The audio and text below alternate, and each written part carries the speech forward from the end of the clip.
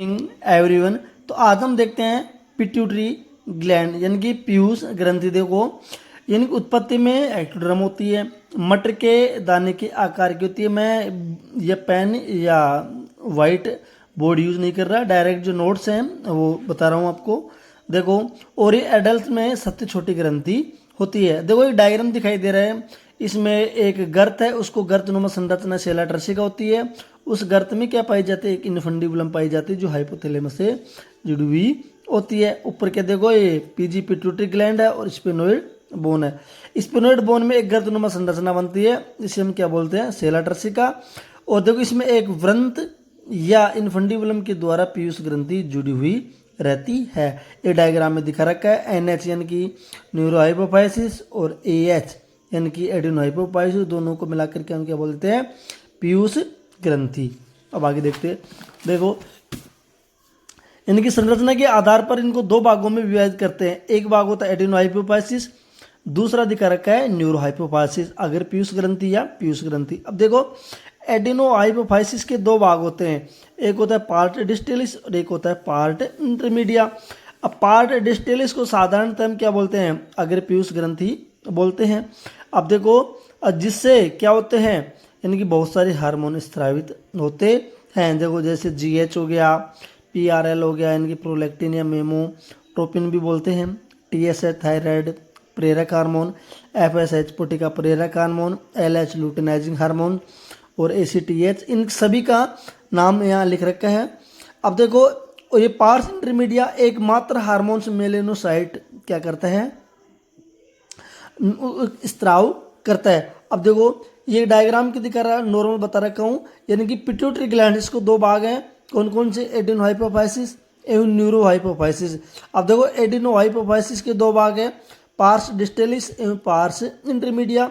अब देखो parse intermedia से कौन सा हार्मोन स्रावित होता है? ओनली एक होता है मेलेनोसाइट स्टिमुलेटिंग हार्मोन यानी कि एमएसएच। और पार्ट डिस्टेलिस होते हैं, इसके तीन भाग होते हैं। एक होता है एसिडोफिल्स, बेसोफिल्स एवं क्रोमोफिल्स। अब देखो एसिडोफिल से दो हार्मोन स्रावित होते हैं, जीएच, एसटीएच, दूसरा प्रोलैक्टिन। अब बेसोफिल से देखो कौन कौन से होते हैं? टीएसएच हो गया, एफएसएच हो गया और एक एलएच हो गया। और इधर क्रोमोफिल से एसीटीएच हो गया। ठीक है। अब न्यूरोहाइपोफाइसिस से फार्स नर्वोसा दो हार्मोन स्रावित होते हैं, एडीएच यानी कि वेसोप्रेसिन एवं ऑक्सीटोसिन।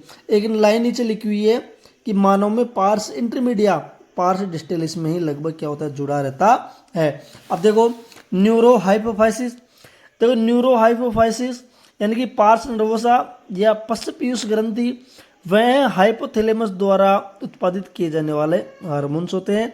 कौन कौन से? ऑक्सीटोसिन एवं वेसोप्रेसिन का संग्रह और स्त्राव करती है। अब देखो ये हार्मोन हाइपोथैलेमस द्वारा संश्लेषित और तंत्रिकाक्ष से होते हुए पश्च पीयूष ग्रंथि में पहुंचा दिए जाते हैं। अब अगर पीयूष ग्रंथि से निकलने वाले हार्मोन कौन कौन से हो गए? जीएच हो गया, यानी कि एसटीएच यानी कि ग्रोथ हार्मोन या सोमेटोट्रोपिन हार्मोन्स। ये हार्मोन शरीर की ओवरऑल ग्रोथ के लिए उत्तरदायी होते हैं। इस हार्मोन्स की उपस्थिति में बोन्स एवं मसल्स की ग्रोथ होती है। अब देखो ये ग्रोथ हार्मोन से यानी कि कम स्त्राव होता है, यानी कि अल्प स्त्राव और अति स्त्राव से कुछ रोग होते हैं। देखो अल्प स्त्राव से बोनापन हो जाता है और साइमन रोग हो जाता है, और अति स्त्राव से अतिकायता, जाइग्नेटिज्म या एक्रोमेगली हो जाता है। अब बोनापन में देख लो कि बच्चों में ग्रोथ हार्मोन की कमी हो जाए तो बच्चे बोने रह जाते हैं। ऐसे बच्चों को सर्कस के जोकर या मिजेट्स कहते हैं। अब दूसरा देखो साइमंड्स, वैक्स में ग्रोथ हार्मोन की कमी हो जाए तो समय से पहले वृद्धावस्था आ जाती है या चेहरे पर झुर्रियाँ पड़ जाती है। अब देखो ये अतिस्राव से जाइनेटिज्म यानी कि बच्चों में जीएच की अधिकता से बच्चे दानवाकार या राक्षस के आकार के हो जाते हैं। अब कौन सा देखो? एक्रोमिगेली यानी कि जीएच की अधिकता हो जाए तो चेहरे पर हड्डियों में अतिवृद्धि देखने को मिलती है, इसे एक्रोमिगेली कहते हैं। अब दूसरा देखो प्रोलैक्टिन हार्मोन्स या मेमोट्रोपिन हार्मोन्स। प्रोलैक्टिन हार्मोन्स महिलाओं में शिशु जन्म के बाद दुग्ध निर्माण के लिए क्या होते हैं? उत्तरदायी होते हैं। अब टीएसएच थायराइड स्टिमुलेटिंग हार्मोन्स, ये क्या करता है, ये हार्मोन्स थायरोक्सिन के स्त्राव को प्रेरित करता है। और एक देखो एफएसएच फोलिकल स्टिमुलेटिंग हार्मोन्स, ये क्या करता है, नर में स्पर्मेटोजेनेसिस को प्रेरित करता है और मादा में क्या करता है, oogenesis को प्रेरित करता है।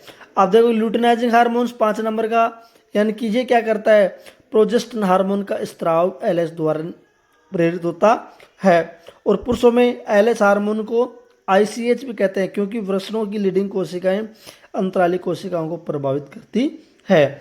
अब देखो नर हार्मोन्स टेस्टोस्टेरोन को स्त्राव को प्रेरित करता है। और देखो एसीटीएच एडिनोसिन एडिनोकार्टिकोट्रोपिक हार्मोन्स, यह हार्मोन एड्रिनल के कोर्टेक्स भाग को हार्मोन स्त्रावित करने के लिए प्रेरित करता है, मुख्यतः ग्लूकोकोर्टिकोइड्स।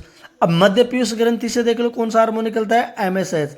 ये क्या करता है, स्किन में उपस्थित मेलेनोसाइट में मेलानिन के निर्माण को प्रेरित करता है, जिससे स्किन कलर डार्क हो जाता है।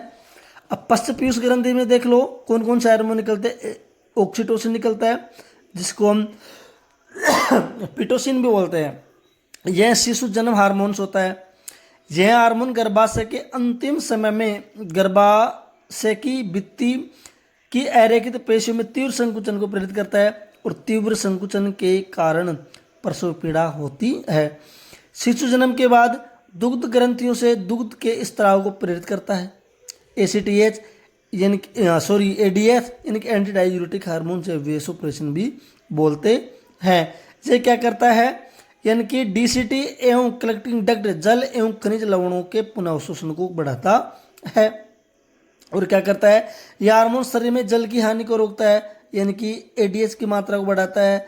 रिओब्जर्सन ऑफ H2 यानी कि लॉस ऑफ वाटर और डायूरेसिस की क्रिया को रोकता है। एडीएच के अल्प स्त्राव से डायबिटीज इंसिपिटस रोग हो जाता है, जो यहाँ लिख रखे हैं।